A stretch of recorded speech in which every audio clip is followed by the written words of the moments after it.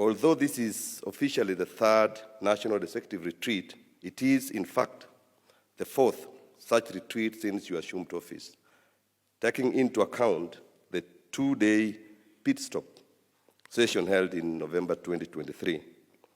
These regular engagements, which brings together members of cabinet, principal secretaries, and the entire senior leadership of the executive, reflect your distinctive leadership style of managing public affairs by building on a shared vision and collective purpose. I am delighted to be part of this third retreat that brings us together to review the performance of the fifth administrations during the first half of its term in office and define our future pathway to fulfill the promises we made to the people of Kenya.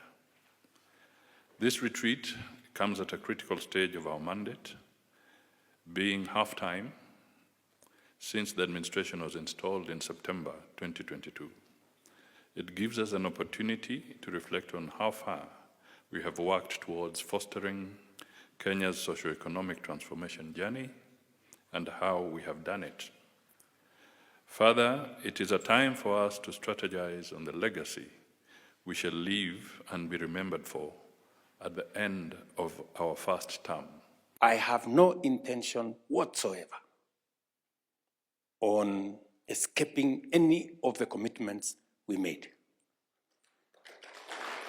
We intend to keep them because that is how we are going to transform Kenya. I have even had occasion people telling me, oh, you know, you have picked up too many things. You know, especially the difficult ones. You would have waited for your second term. Right? And then you ask yourself, why waste the nation's time waiting for a second term merely because you are working on difficult things? Why don't you finish the difficult things now? You know?